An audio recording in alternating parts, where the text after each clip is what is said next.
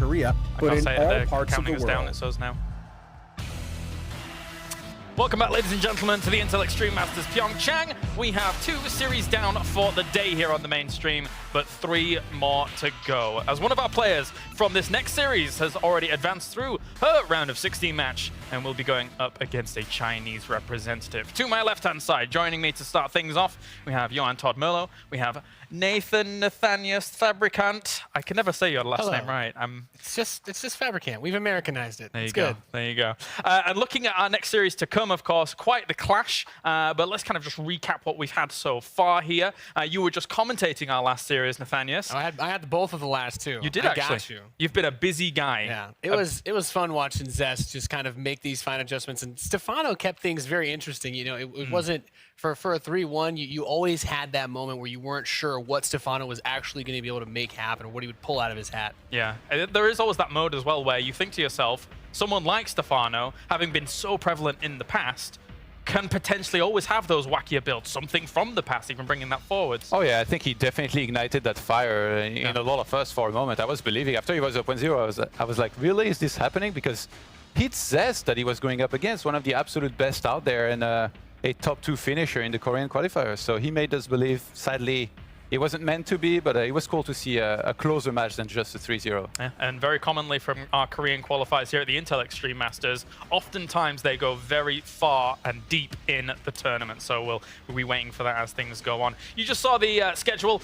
as things were going on whilst this is happening. And our next match is going to be Time going up against Scarlett. So North America is going to clash with China here to start things off.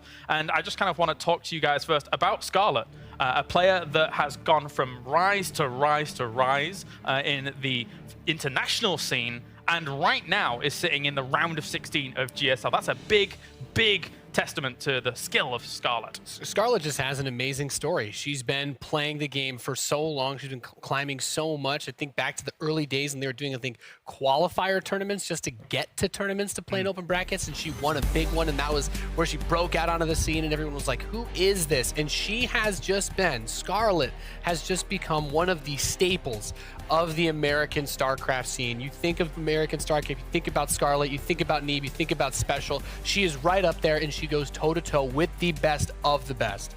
Yeah, she really took the scene by storm a long time ago in Wings of Liberty in the one tournament that Nathan was just talking about. I remember I was there and I was very surprised because StarCraft is known as this game that's very, very hard. So you will not have newer players that are not that known come kind of out of nowhere and start beating very known players. But that happened this one time. I think she beat Huck and then maybe had a close series with Oz, and everybody was like, oh my God, like really? Like who is this? Yeah. And since then, Scarlett has been, I would say, on top of the foreign scene for a long time, and has done really well for herself. For me, way back then, it was the standout series for me was she beat DeMuslim in one of the open brackets, and DeMuslim was like, wait a minute, who's this? Oh, that was out of nowhere. That was the series that had a remade game from an evolution chamber instead of a spawning pool too. Right. Oh, he makes sure to mention that every time someone talks about that series. That was a fun one for sure. But on the other side of the battlefield, we do have someone like Time, who in his own right has gone from rise to rise to rise in the Chinese scene for a long time. People thought to themselves,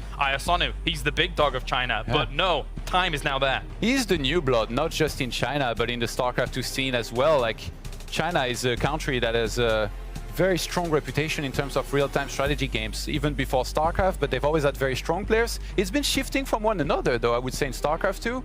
And just when you think, you know, that the top players are established with guys like Tunming, Ayasonu, Time just kind of came out of nowhere and said, no, I'm the new top guy over in China, and he's doing really well for himself. They actually live in the same house, practicing over in Korea. Right. So they're very familiar with one another, but he's one of those guys that practices very hard and that I think will keep on getting better. Is he ready here for a big result? I guess we'll find out with that match. One of our resident Terran experts, Nathanius, over at the end there. What are you making of Time? It's an interesting thing to consider, because I have to go with Todd's sentiment, is that Time is not the player that you knew everything about. He's not the player that you've been seeing compete as a Chinese representative for years now. It was always players like Jim or Tudming, as you mentioned, Ayasonu, Shigua, and those were the guys that were always tearing it up in the tournaments they were able to get through, the Chinese seeds, the WCS and all that. And Honestly, we know the Chinese like to play the slightly more different strategies, a little bit more aggressive in general is a theme to follow. And I am curious to see how that plays against Scarlett, who is also known for being a very all-over-the-place type of Zerg. She's not just going to sit back and take whatever he throws at her. Well, that's such a really good point that you bring up, because for the longest time, when someone like Scarlett was playing these tournaments, you know, like week in, week out, be it online or offline, she was very macro-focused. But she's very capable nowadays, Todd, of being able to throw everything and the kitchen sink at you with strategies. Yeah, it's like something that had to happen eventually in StarCraft. You can't be that repetitive anymore, because if you do, then you're predictable. And if you're predictable, people can...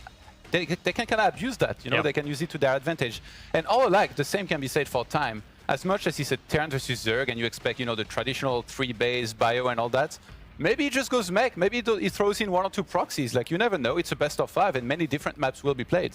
And to that point, I'd also like to add that Scarlett practices a lot with Special, who is another player that is known for using an extremely wide variety of strategies. We saw bio out of him earlier today, we saw mech out of him, and we saw weird Ghost Rush builds. So what do you do to catch a player like Scarlett off guard when she comes in? I think I would say as a favorite for this series, I'm not really sure. It makes it for an exciting match because we also we don't see Time play against these players too much. Yeah, and as you mentioned before, you know, them living in the same environment, the same area, being able to practice against one another does create that weird little potential in meta that can kind of evolve from that situation. So, you know, we know that Scarlett is able to throw anything out there. What is Time normally known for when he comes in to take a TVZ? I think he doesn't get the credit he deserves in terms of being extremely solid. Okay. If it needs to go to 3, 4, 5 bases with full upgrades, maxed out army, attacks all across the place, he's going to be that guy that's ready to deliver, but maybe you wouldn't look at as one of the guys that's able to do that. And I think that's one of his biggest strengths. It's very easy to sleep on this guy, but he's actually extremely good. Okay. And I think to that point as well, you want to throw in the kind of players that he has to practice against in his own region of China, who are those very aggressive players that throw those builds at him. So the stability is something to look at for sure. If Scarlett tries to get aggressive in his face, you expect him to fare a little bit better because he's used to playing these players that will throw tons of units at him very early on and constantly keep him on his toes. Does he have aggressive tendencies himself, though? Because again, as you mentioned, he's from China, a region that has been traditionally extremely aggressive. I wouldn't call myself the biggest expert on Time, but I feel like if you want to play Terran well these days, a lot of it comes down to those early Hellion harass, the drop type play that we see is still very popular. Even Widow Mine's used against Zerg. You have to be able to keep the aggression on early. I think that if Time was a Protoss Zerg, he could do that very aggressive type, but with Terran you can't really, because most of these attacks just wouldn't be that effective. So it's a lot of the time going to be a lot more standard than if he was Zerg or Protoss. Well, thank you very much, gentlemen. It's time now for me to take a stroll as we head to another desk and we get the duo most synonymous with correct casting in South Korea, Mr. Tasteless and Artosis. Gentlemen, how are you doing? We're doing great. Very excited about this match. Yeah, I mean, it's Scarlett versus Time. It's the best Canadian player going up against the best from China. I think it's a very good match, these two going up against each other. Yeah, someone like Scarlett, of course, you guys cast the GSL here in South Korea. You know, you've seen her go through to the round of 16. What are her prospects here for the Intel Extreme Masters PyeongChang? Well, I mean, Scarlett is someone who can actually win the tournament. I give 5 or 6 people the chance to really actually take home PyeongChang, but Time is actually not that far below her, really. Like we talk about, oh, she's doing well in the Global StarCraft League out here in Korea. Here she is now in PyeongChang as well. But Time is someone who's done that as well. Yeah, Time is certainly a player that has put in the hours just like Scarlett has. Time constantly going in and out of Korea to get the right practice necessary to actually take on the very best in the world. And I think that although in some ways, when we look at the people who've been occupying Korea and you know, training it with the other very best players out here, I think Time is a little bit overshadowed by Scarlett in that regard, but I don't think that means that Time doesn't have a very fair shot of taking this. Yeah, I would tend to agree with that, but Scarlett has to be the favorite at the same time, right? Like, she's a killer. Everyone's kind of afraid of her, including all the top Korean players.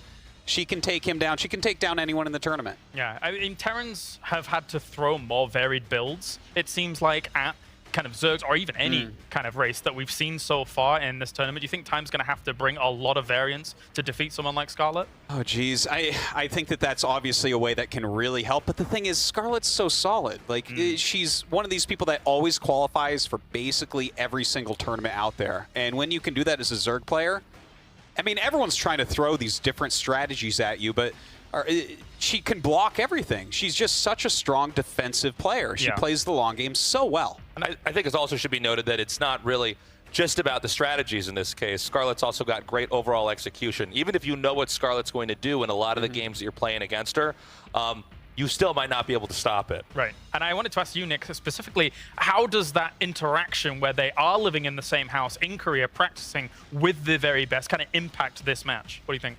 Well, it's funny because there might be some mind games going on here we can't even really pick up on because they do spend a lot of time discussing the game, going over different strategies, and it's a tough one for how you play around that. Do you try to play outside of your normal traditional style? Are you going to try to like blind counter what they're going to do, trying to just predict ahead of time and then do a switcheroo and stop it? I'm not sure. Yeah, you know, I think that Scarlett's going to play her normal style, try to go for longer games overall throughout the series. I mean, you've got 5 games to play here, and I think that she has to be confident that if she just survives, if she lives past those early game stages, gets into the full arsenal of what Zerg has, she should be favored at that point. Well, thank you very much, gentlemen. Time now here for the Intel Extreme Masters PyeongChang to see if the Queen of Blaze will advance or if time's run out.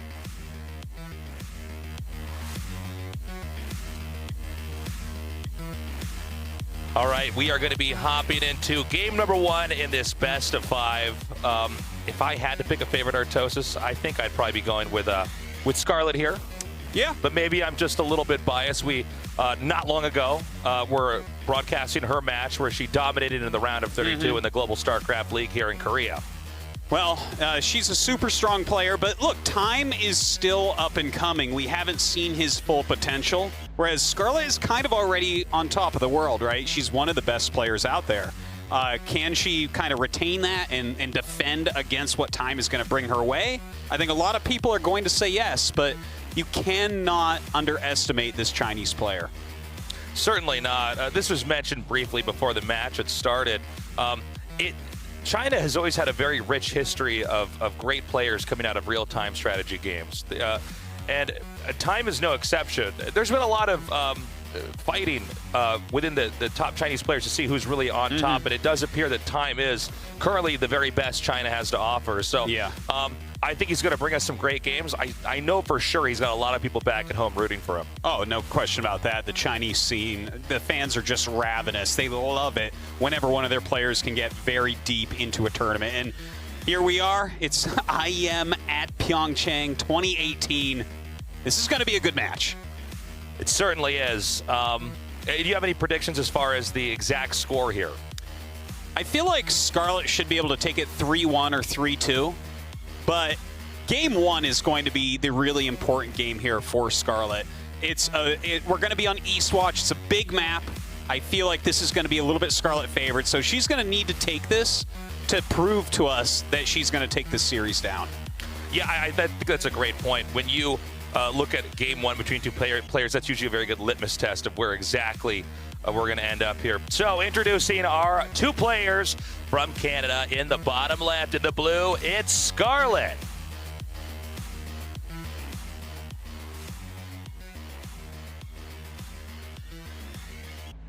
And her opponent here in the upper right, in the red, from China, he is Time.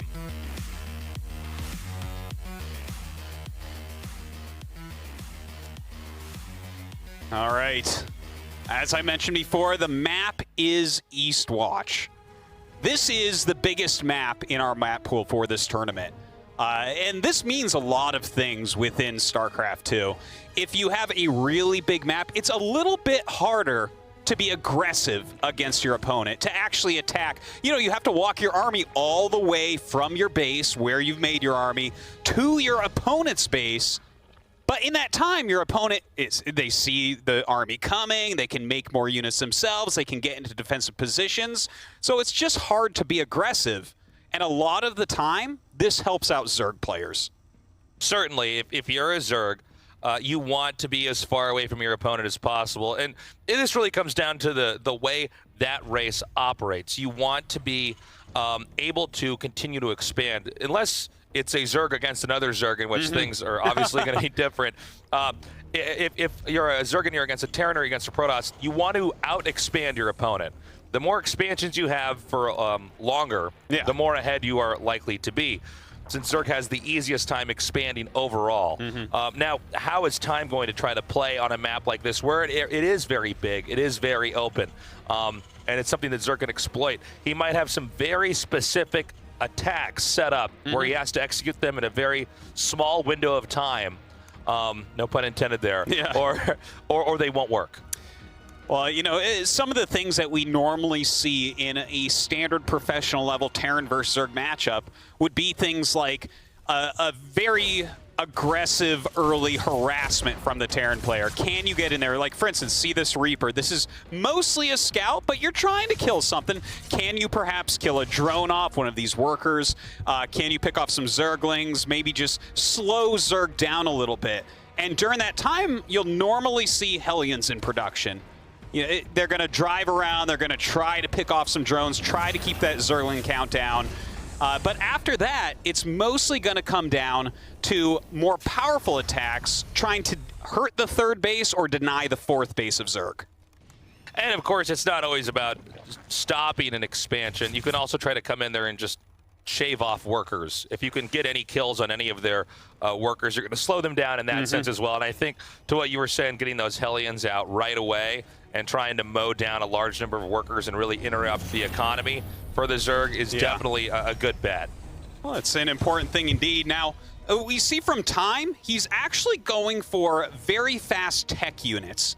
And these are going to be for additional harassment. He's putting a lot of eggs into this basket, basically. Instead of getting a quicker third base, growing that economy so that he can make a bigger army, instead, he's got these Hellions out. He's got that Reaper out. He's getting a Raven. He's going to try to harass with these units and get some additional damage done. But if Scarlett can block all of this, it's going to make it a lot harder for Time because his third base is going to be later than normal. Very true. Well, we see him actually making that third command center inside of his main, since he can lift that off and try to move that to a location that's going to be safe when that time does come. With the style of play that Time has, trying to just get into the into the face of the Zerg at all, and trying to force them into maybe making more attacking units instead of drones. In this case, we see there's already 5 more drones being made, so it doesn't seem like that pressure is at least intimidating Scarlett and trying to make more defensive units. That's going to be the play, and from there, Time will try to slip out that third base. A little bit of harassment going down on these Queens. Those Queens kind of very defensive units for Scarlett. She's using them to keep those Hellions back, to push out that creep spread to make her units run quicker, and to get some vision on the map so she sees things coming. Okay, we have a turret chucked down here, and it looks like 1, possibly 2 drones are going to be picked off. And that's one small play, but it's definitely something to try to slow down Scarlett. Now, Scarlett is not interested in just keeping the workers alive. The creep being spread out on the map is paramount, because obviously Zerg move faster on that creep. So you're more easily able to reconfigure the setup of your army, get into a position where you can feel safe and respond quickly. And so it seems like, besides this small harass over here, and it looks like this is going to get at least maybe 2 drones. Did that not get any drones? Looks like it might have gotten 1 right there. Okay, so 1 more does go down with a total of 3 drones that have been killed off so far. Other than that, I really, Scarlett just has to keep her creep spread out, as I was saying earlier. Well, that is so important. It's kind of like a mini game inside the game. Can Scarlett push her creep across the map? Can she get it like midway? Meanwhile, you'll see right here, bringing over the Raven so that he can see these creep tumors, trying to flame them down here with these Hellions. Only ends up getting 1, and Scarlett continues to push it forward.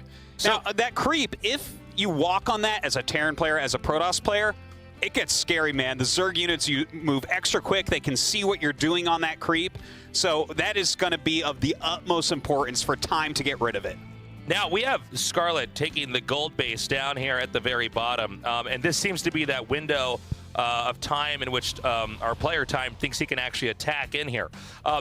Scarlett has to protect this base, and it looks like we have some Banelings, which can do a lot of explosive damage here and possibly wipe out this attack right away. And there's actually this bush area in between this, so Time has to approach very carefully here. And it seems like Scarlett's going to lay back, until the last possible moment and then try to attack in. But with this well-positioned tank at the bottom right side of our screen here, able to fire over that obstruction on the map, time is still damaging this building. So basically, Scarlett has to do something pretty quickly here or she will lose this base. Well, she has a 1-1 upgrades now, but those are out to finish as well on the other side. Oh, beautifully done, disabling those Banelings for a moment. So Scarlett can't do much of anything right now.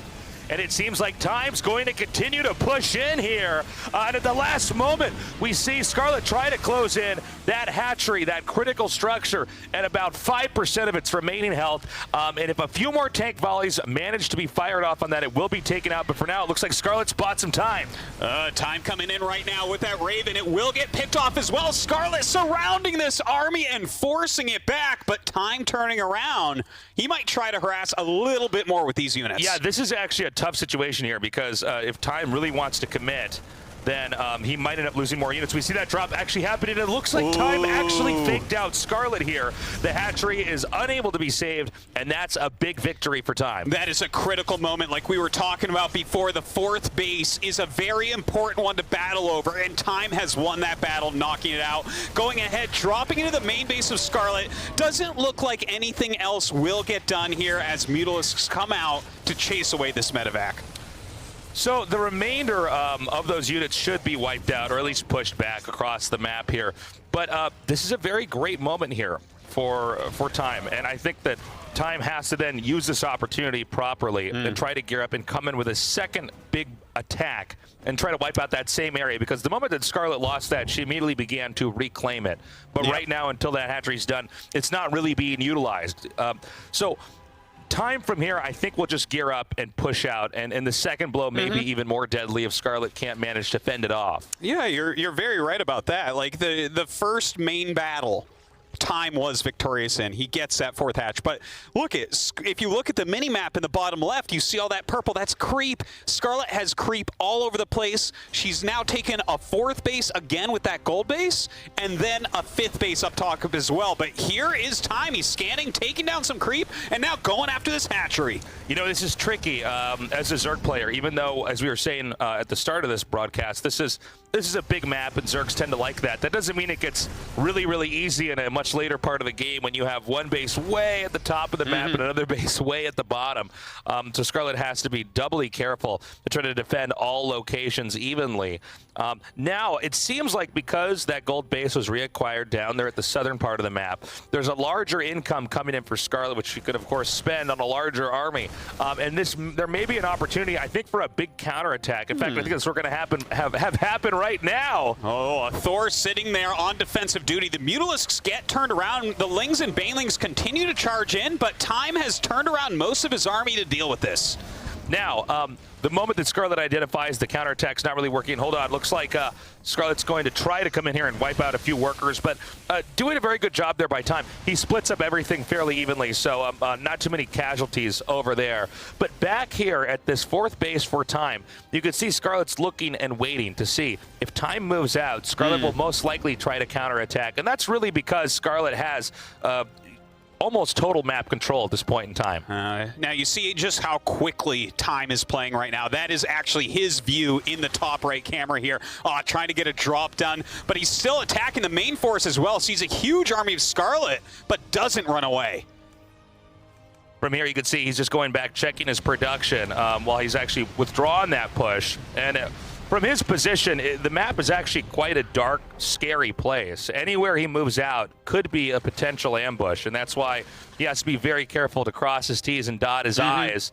Or a push coming out here from Time that could have won the game may end up being completely shut down because a counterattack slips through his defenses. Well, his defensive play so far has been pretty immaculate. Scarlett is a great counterattacking Zerg player. She's fantastic at finding ways in and getting damage done, but Time really hasn't taken any this game. In the meantime, he's trying to harass a little bit, sending around some medevacs, some small strike forces to get damage in, and blocking everything she does.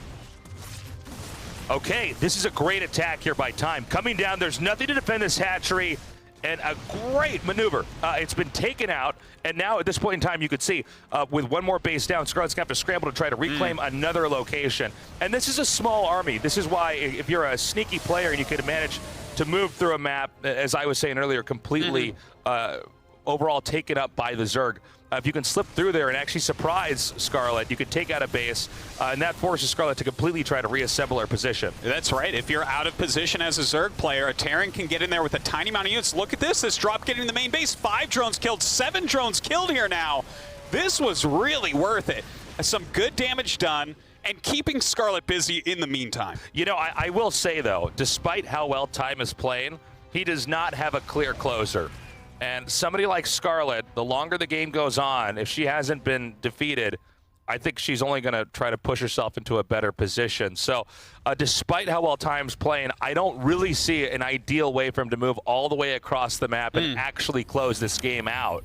That can be a problem. Again, these big maps, it is hard to attack on. And, you know, Terran, if you get too spread out, the giant Zerg swarm of units can really roll you over. Now Scarlett coming in from behind. Oh, it looks like there might be a gigantic flank coming out. It almost seems like she was thinking about trying to sandwich the army from the top and the bottom, but instead she's going to barrel in here with these banelings going right for the workers. The workers not being spread out quite in time. 5 go down, now 10. Oh, and we're getting up to 25 worker kills, which is a brilliant play here by Scarlett, bruising the economy so badly. And now with a follow-up here, taking out this expansion right at the moment that worker harass finished up. Over 40 workers killed here. The economy of Time has been absolutely devastated in a matter of seconds by Scarlett. She attacked 3-4 locations at once, and the damage was done. That is over half of the money that Time is making gone. That's right. He's having to start over, and you have to think, on a map this large, Scarlett knows exactly what to do. She continues to grow. She continues to expand and get a higher, superior tech in this game. And I think all that hard work that we saw Time put into trying to shut down bases here and there on the map, that's all meaningless now. Because it feels that way, because Scarlett has done such a tremendous blow. Time is essentially rocked right now. We're going to see if Time can try to move out, but first Time has to survive this next big attack that could be coming here from Scarlett. It is scary. You see those giant Ultralisks in there, the bane of Terran players. Such a strong unit. Oh, and Infestors being added in. Even Broodlords being made by Scarlett. She is utilizing the full Zerg tech tree. And when you're this late in the game, having an army setup that's like this is one where, even though most of the time Terrans are a little bit harder to break than some of the other races, especially when they're in a very healthy defensive position, this is one way to do it. It's going to be a slow, steady march into Time's base, and it might not really matter numerically how many great units that Time has here. The truth of the matter is that this may just get chewed up entirely and spat back out. It is definitely a possibility here, but I do have to say that Time's setup is really quite magnificent. His defensive capabilities, like he's making a planetary fortress right there, as we saw. He's running around with his ghost, trying to get rid of the energy on these spell-casting infestors. He's got all of his liberators set up. If you approach this, the amount of damage that Time will deal to your army is huge. I can't emphasize how much of the map Scarlett has here. She has literally surrounded him so much, and we actually see techs up to nukes here from Time. So this is going to be interesting. If we actually see Time try to do this as a harass on the map. Sometimes when the Zerg has so much of the map, it's hard to actually keep track of like a cloaked ghost coming out and trying to bombard your various expansions. But I still do not see a realistic opportunity for Time to come all the way across the map and win this. No, it's going to take a while. Like, if Time wins this game, it's going to be a very long game, I would say. Whereas Scarlett, she has the potential to finish him off eventually. These Broodlords coming in, shooting out their little broodlings, doing massive damage here. You see just kind of peeling through some of these units, but look at those ghosts. They're in cloak right now. They're coming up for those snipes, but a beautiful fungal growth going down and forcing them back. That was a great play, and losing that many ghosts like that, you've spent so much money trying to get to that point in time. To have a big shutdown lap like that is huge. And again, Scarlett, you know, so many things are happening at once. So much tricky to keep up with. Scarlett's doing such a good job harassing in every different location while trying to push in here. I think we may be at the breaking point here for Time. Yeah, this is getting pretty tough for him to hold on. Zerglings all over the place. Look at this harassment in the main base, harassment at the expansions. Scarlett is just poking him all over and then sieging this defensive structure, knocking it out. So much damage dealt to Time. It's so crazy to think how we started this game out with Time doing such a great job to where now it seems like Scarlett is almost adding the finishing blows on here as we come forward now. I think this may be the moment where Time is going to have to tap out as Scarlett is running over the remaining troops that are still in this game. Yeah, so many units flooding in here from Scarlett. It looks like Time might be able to live through this specific attack, but the damage is dealt. Another 45 or so SCVs taken out.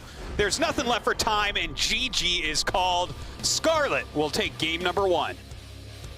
This really exhibits why Scarlett is such a terrifying player for a lot of her opponents, because that was actually pretty bumpy early on. Yeah. That was a game where I thought Time overall was doing everything right that he was supposed to do, but he didn't seem to take all those won battles and turn them into a victorious war. Sure.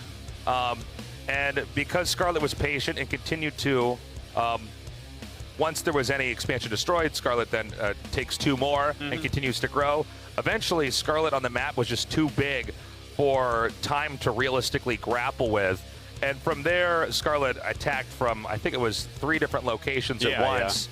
And there was no way Time was able to defend all of those, and he eventually fell. Now, that being said, that map is very big, and Zerg players like Scarlett prefer to play on maps like that, and our next map will not be the case necessarily. You know, that's what we were talking about before the game. Eastwatch is our biggest map. I was saying Scarlett needs to win this map because it is such a good map for her, for Zerg. Also, we were talking about how, like, Scarlett, if the game goes longer, she's in a better spot. She's a great late game player, and we saw once she got into that late game, she was just about unstoppable. So I don't think that first game is necessarily indicative of the rest of the series. You bring us to some of these smaller maps, and Time, if he can kill the 4th base again, maybe he can finish Scarlett off before she gets that much. I wonder what exactly Time could have done better during the mid-game back there. Was it that he didn't identify the lead he had and maybe he should have pushed more quickly? Was it that he really didn't do as much damage as we felt that he had done early on? Because I have to say, Scarlett seemed to never miss a beat back there. Yeah, well, she was pretty on top of things after she lost that base. It was impressive, but you know, she got in, she killed a little bit too much of his economy. About half of his economy got tanked out in a matter of seconds from harassment. So maybe if he can defend a little bit better, his subsequent push will be stronger. We'll have to see. Of course, a lot of the openings that the players will use will also be a big decider on how this is actually going to look, and maybe Time wants to try to approach the matchup in a completely different way. We will see. Introducing our first player here in the bottom right from Canada in the blue, she is Scarlett.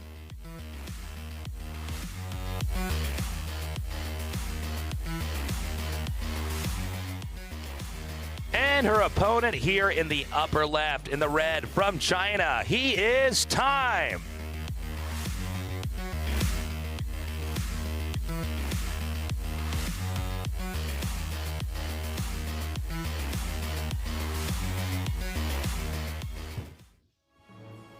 All right, we'll see what these guys want to do, of course, in Neon Violet Square. You know, it's important that we just keep on talking about these maps, because every map in StarCraft 2 is so different, and this one has some very different features about it. For instance, there is a base hidden behind your base that is completely free to take. Like, it almost cannot even be attacked. Yeah, and this is the way that some maps are in StarCraft.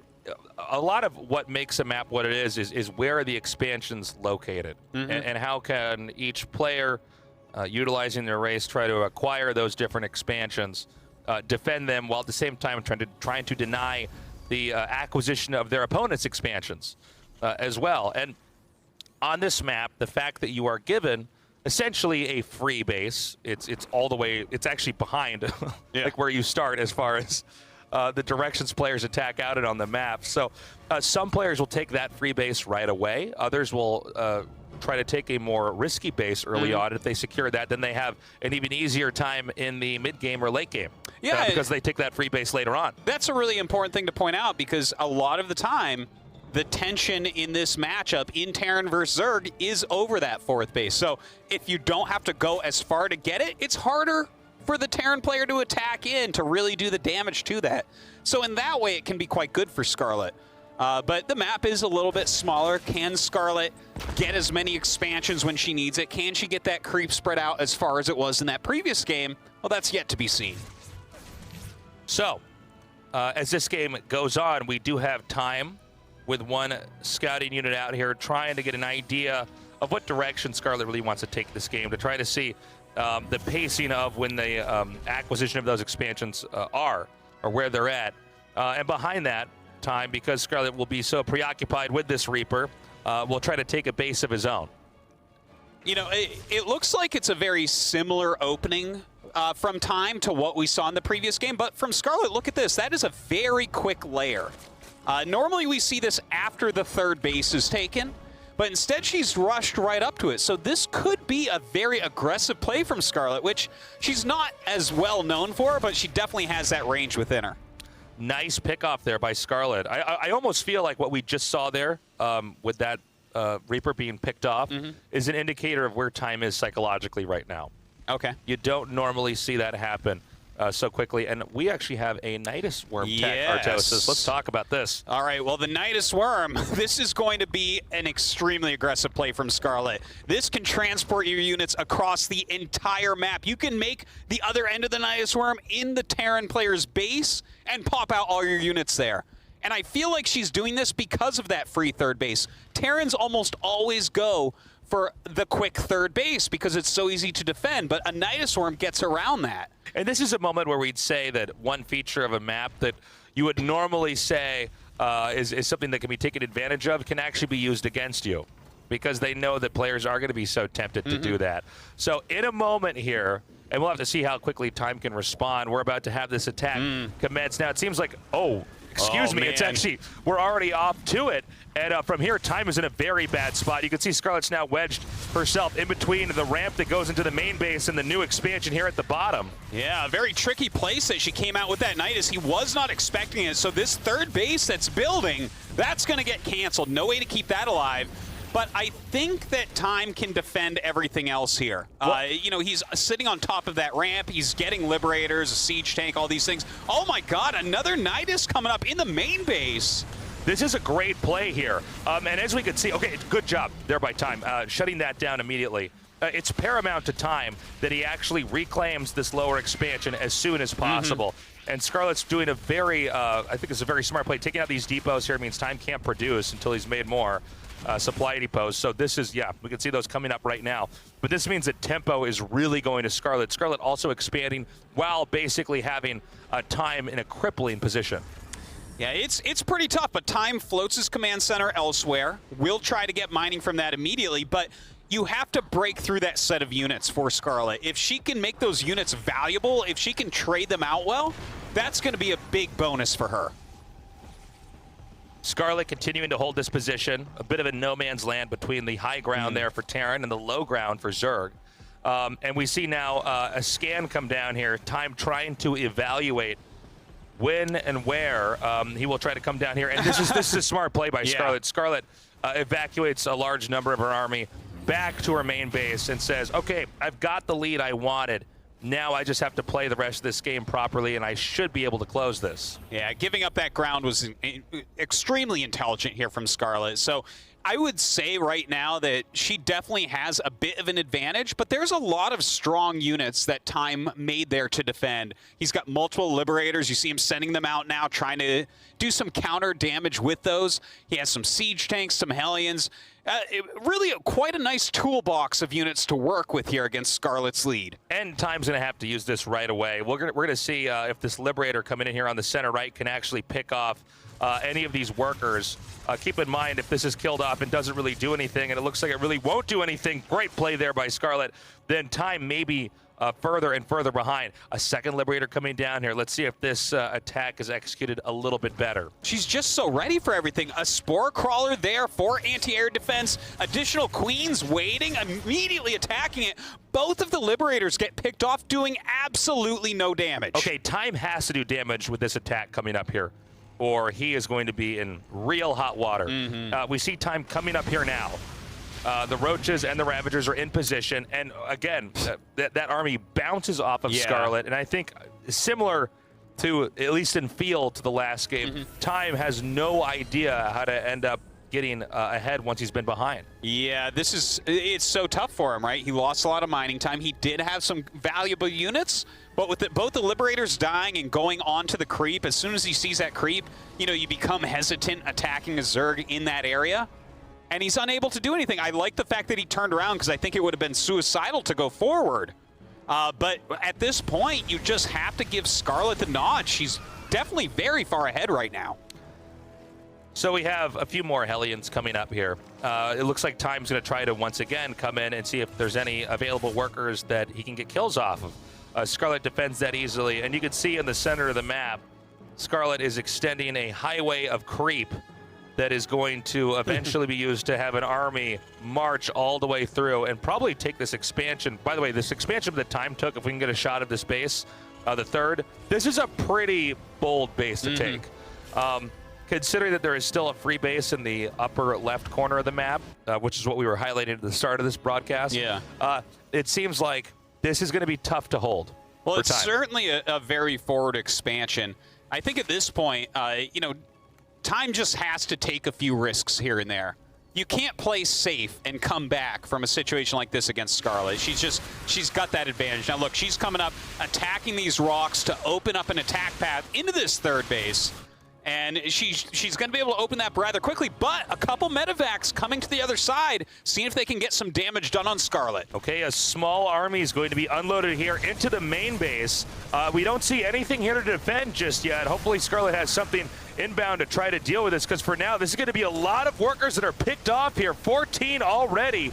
And as that attack continues on, it seems like Scarlett maybe did not even send enough back here to adequately defend this. A lot of units being picked off on both ends. And absolutely, an awesome drop. Great drop. That really could not have gone better for Time, and the fact that he got half of his army back out, which means that army could either drop in that main again later on or reinforce a big army in the center of the map, try to push and crush Scarlett. This is the kind of play that Time needed. Definitely a very important moment right there. Scarlett now opening up the map even more. As Zerg gets bigger and bigger, they want these big, wide open spaces so that their masses of units can run in and deal their damage. A lot of Roaches on the way. The Spire for flying units finishing up here.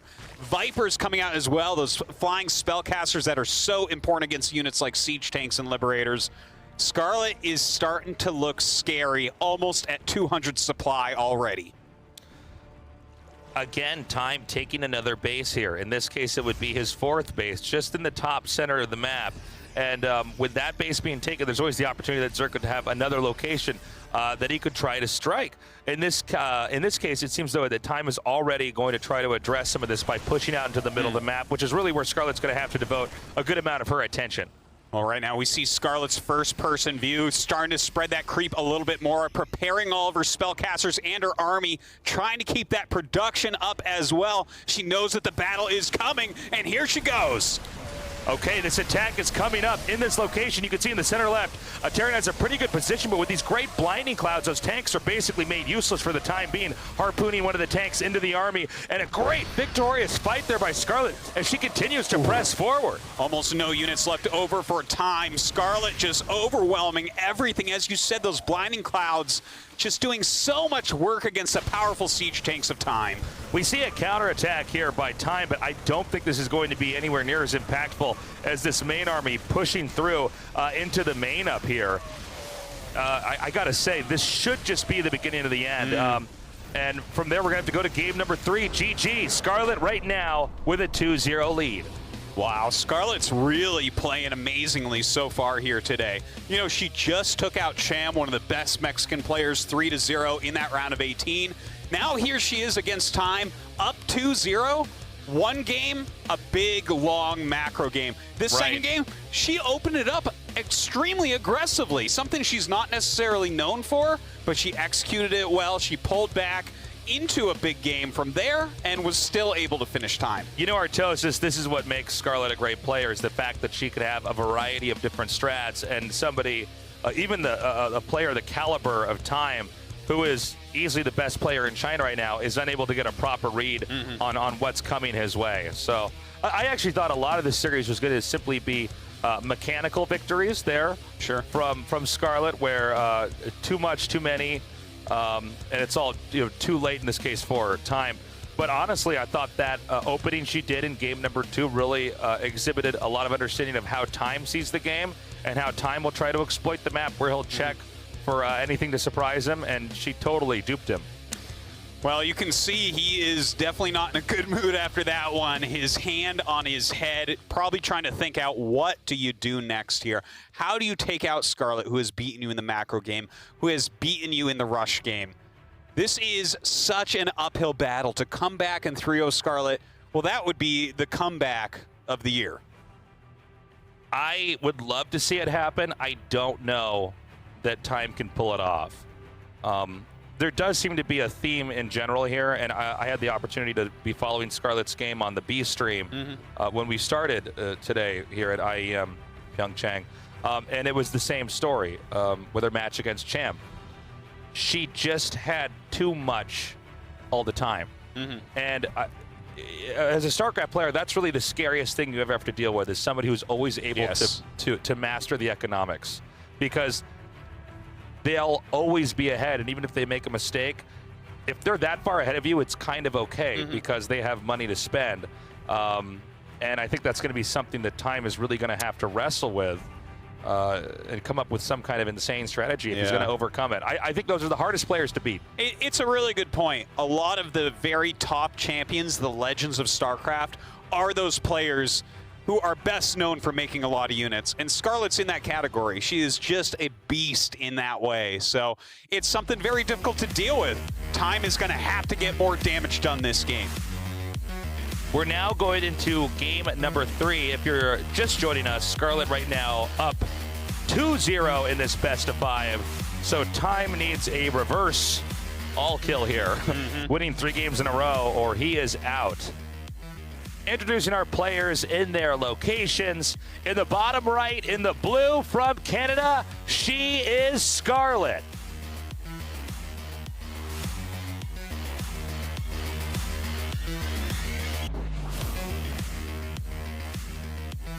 And her opponent here in the upper left, in the red, from China, he is Time.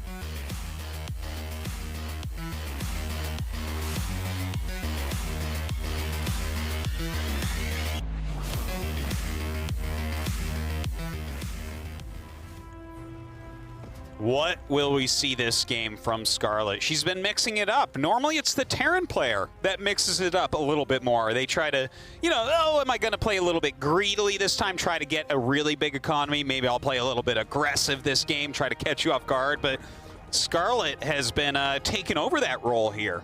So I'm kind of interested to see, does she want to fall back on those long games or try to finish it early again? I actually think she will probably go for a longer game.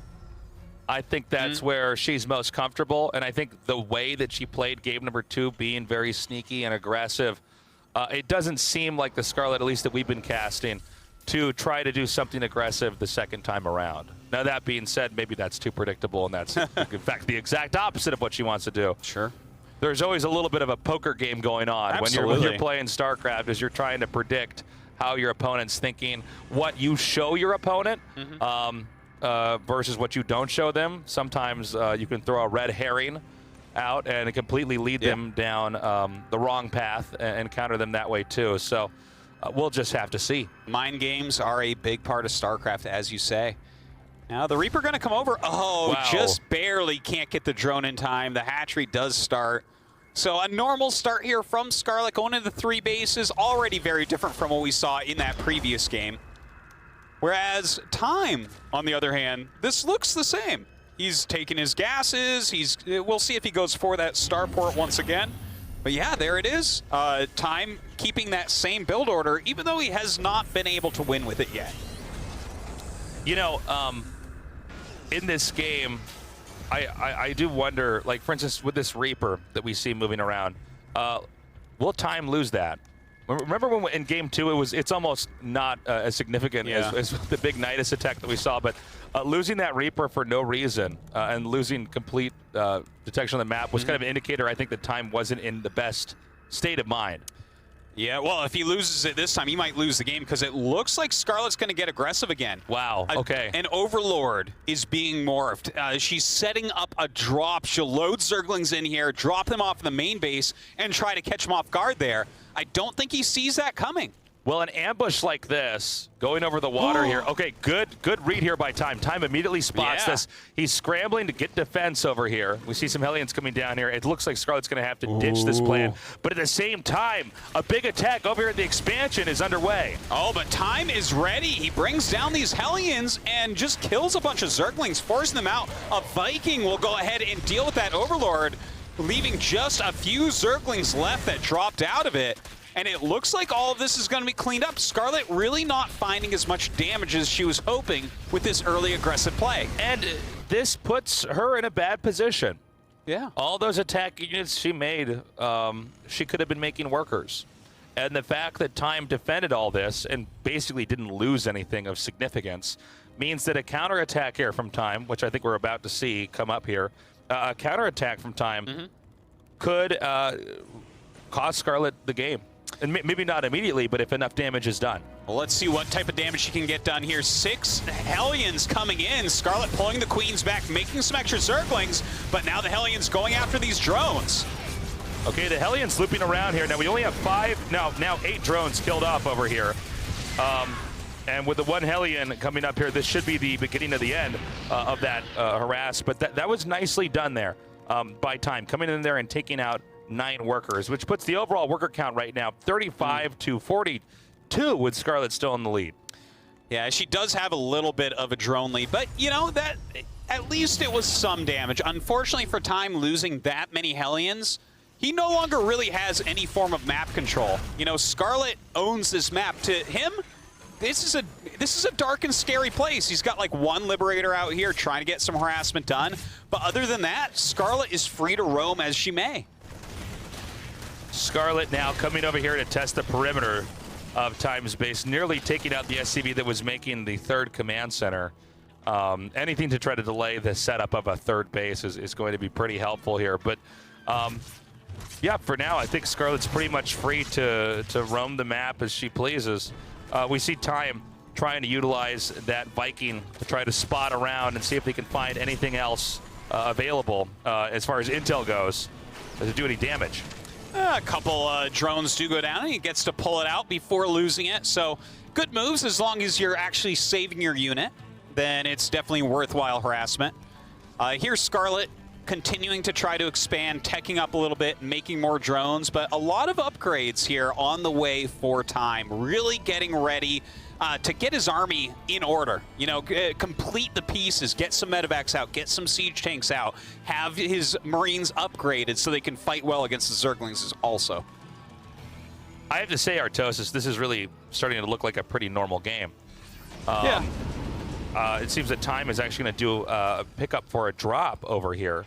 I do feel like on this map, drops are not as great. You could try to go in the main, but there's not a lot of expansions, especially the 2 at the bottom, that you're really going to easily drop and get in there. Zerg pretty much should be able to see everything coming, in this case, Scarlett's way, easily. So this drop is going to come here in the main. Now, this is a little bit predictable, but if it works, I mean, that's all you have to do to win, right? Yeah. So we see Time unloading now, and it looks like he's going to be taking out as many workers as he can. A lot of Zerglings coming up. The Queens as well, trying to push everything back, targeting down those medevacs, putting a clock on the drop, and eventually Time will have to pick up.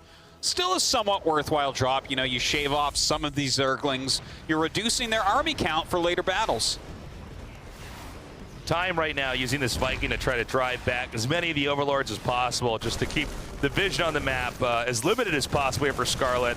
And I think this is a great response here by Time to just keep busy, keep active on the map, and really making Scarlett fight and work hard in order to actually have map control and be comfortable. Now, looks like Time getting ready to move out here with a slightly larger push, knocking down these rocks, kind of opening up some more pathways on the map for a more fluid attack. You know, if you do kill some rocks in areas like this, you can rally your army right down through in front of your expansion. And look how close these bases are once those rocks are gone. Yeah, and this is going to be a problem, especially on this map for Scarlett, is that the base that Terran's taken is actually very close to the base that Scarlett's just now taken, which is not a comfortable position for Zerg to be in. We actually see Time now setting up. Baneling, Zergling's trying to spill in here to try to shut down this position before Time can get a hold of it. Yeah, looks like actually the Baneling's forced away pretty well. Those siege tanks in siege mode, shelling the hatchery right now. Scarlett's fourth base definitely in a lot of trouble. As you can see now, with some of those attacks being hiccuped there, that base will be shut down, and this means Scarlett is in a very, very, very bad situation. Time is able to expand again at the top center and continue to press forward. Now, the big question, though, is Time overextending? Should he have taken the damage that he got and then tried to back away? Because if he goes in too deep and he can't hold his position, then Scarlett can easily reclaim that base that she lost. Well, Time is rallying down. A lot of more units coming from his main base for this attack on Scarlett. Scarlett with almost nothing left right now. GG is called, and Time puts his name on the board with a win in game number 3. Great play there by Time. He just has to do it 2 more times, and he actually can come out here as the victor. To be honest, when I saw the first 2 games in this series, I really thought that there was no way Scarlett was not going to 3-0 this. But let's also keep in mind what happened at the start of that game. Scarlett, for the second time now, tried to do a very aggressive strategy. And we were talking about that perhaps being unnecessary, considering the caliber player that Scarlett is. But she went for it, it didn't work, and Time took advantage of that and closed it out. Guys, we are going to go to a short break. When we come back, we'll go to game number 4 with Time versus Scarlett.